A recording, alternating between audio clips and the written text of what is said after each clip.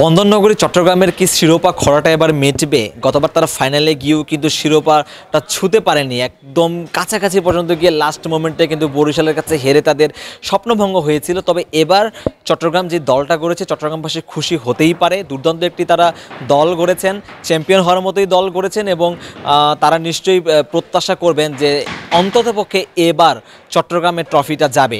আমি যদি চট্টগ্রামের বিপিএলের এবারের স্কোয়াডটা একটু পর্যালোচনা করি, তারা সরাসরি চুক্তিতে শেখ মেহেদী হাসানকে অন্তর্ভুক্ত করেছিলেন, সেই সাথে তানভীর ইসলাম, দুটাই কিন্তু দুর্দান্ত ইনক্লুশন ছিল।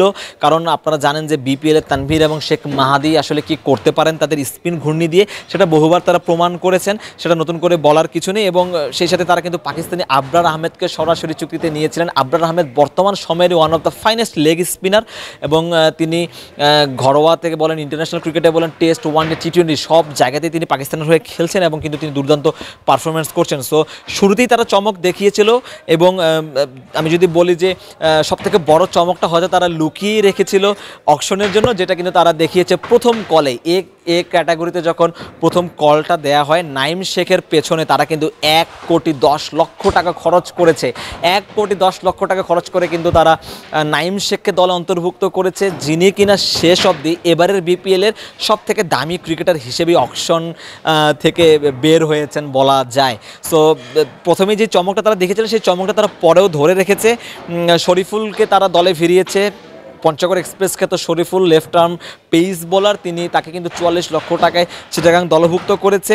এছাড়াও কিন্তু জিয়াউর রহমান হার্ডিটার ব্যাটসম্যান, তার পেছনে কিন্তু তারা 30 লক্ষ টাকা খরচ করেছে এবং মুকিদুল ইসলাম মুগ্ধর পেছনে কিন্তু তারা 33 লক্ষ টাকা খরচ করেছে। মুগ্ধ কিন্তু ঘরোয়াতে কিন্তু রেগুলার পারফরমেন্স করেন, তিনি এনসিএল 5 দিনের ম্যাচ বলেন বা তিনি এনসিএল, আপনি যদি টি-20-র কথা বলেন, সব জায়গাতেই তিনি পারফরমেন্স করেন এবং বিপিএলও মুগ্ধর পারফরমেন্স সবসময় নজর করা থাকে। সো মুগ্ধর ইনক্লুশনটা কিন্তু একটা দারুণ একটা ইনক্লুশন হয়েছে তাদের জন্য। এবং মাহমুদুল হাসান জয়কে তারা অন্তর্ভুক্ত করেছে। জয় চট্টগ্রামের লোকাল ছেলে এবং এবার এনসিএল টি-20-তে জয় যে ব্যাটিংটা করেছেন, জয়কে টেস্ট একটা তকমা দেওয়া হয়েছিল, টেস্ট ক্রিকেটের মধ্যে আবদ্ধ রাখার একটা প্রয়াস দেখা যায়, সেটা কিন্তু জয় ভেঙেছেন। সেই শেকলটা ভেঙে কিন্তু জয় নিজেকে প্রমাণ করেছেন যে তিনি টি-20 ক্রিকেটটাও ভালো খেলেন এবং জয়ের ইনক্লুশনটা কিন্তু চিটাগাংকে কিন্তু অনেকটা এগিয়ে রাখবে। সেই সাথে যদি আমি আরও 2-1টা ক্রিকেটারের নাম বলি, যেটা কিন্তু নিরেশান ডিকভেলা, শ্রীলঙ্কান ক্রিকেটার, তিনি কিন্তু একসময় ন্যাশনাল টিমে কিন্তু তিনি রেগুলার খেলতেন, রেগুলার পারফরমেন্স করতেন এবং হার্ড-হিটার ব্যাটসম্যান হিসেবেই তিনি পরিচিত। নিরোশানকে কিন্তু তারা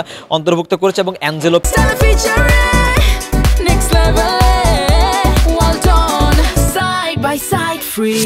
পেরেইরা, তিনিও কিন্তু শ্রীলঙ্কান ক্রিকেটার, তিনি ভালো ব্যাটিং করেন, সেই সাথে কিন্তু ফিল্ডিংটাও তিনি কিন্তু দুর্দান্ত করেন। তো এই হলো যে সিলেটের স্কোয়াড। এবং সুমন খানের কথা না বললেই নয়, ডানহাতি পেস বোলার, ঘরোয়াতে পারফরমেন্স করেন। সুমন খান কিন্তু চিটাগাংয়ে এর আগেও খেলেছেন, পারফরমেন্স করেছেন, সেটার পুরস্কার স্বরূপই হয়তো এবার 30 লক্ষ টাকা খরচ করে কিন্তু সুমনকে কিন্তু অন্তর্ভুক্ত করেছে চট্টগ্রাম। সো চট্টগ্রামের জন্য যেটা সবথেকে বেশি চ্যালেঞ্জিং হতে পারে, আসলে চট্টগ্রামের হয়ে অধিনায়কত্বটা কে করবেন সেটা একটা প্রশ্ন হতে পারে। শেখ মেহেদিকে যেহেতু তারা সরাসরি অন্তর্ভুক্ত করেছেন এবং শেখ মেহেদির কিন্তু জাতীয় দলের হয়ে কিন্তু তিনি ভাইস ক্যাপ্টেন্সি করার এক্সপিরিয়েন্স আছে, টুকটাক তিনি ঘরোয়াতে ক্যাপ্টেন্সি করেন, তার দিকে হয়তো ক্যাপ্টেন্সি ভাটটা যেতে পারে, অথবা নাইম শেখের উপরে কিন্তু সেই দায়িত্বটা আসতে পারে। আপনারা জানেন যে নাইম শেখ কিন্তু ঢাকার হয়ে ঘরোয়াতে খেলেন এবং ঢাকার তিনি অধিনায়কত্বটা করেন। তো অধিনায়কত্ব করার তার এক্সপিরিয়েন্স আছে এবং যেহেতু তাকে এত টাকা দিয়ে দলে অন্তর্ভুক্ত করা হয়েছে, 1,10,00,000 টাকা, সেটা নিশ্চয়ই উসুল করতে চাইবে চট্টগ্রাম।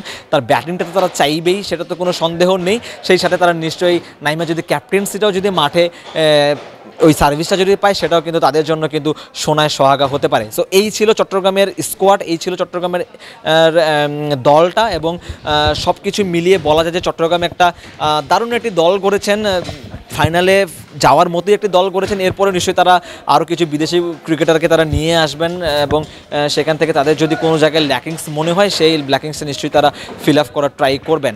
সারোয়ার সেতু, ক্রিকেট 97।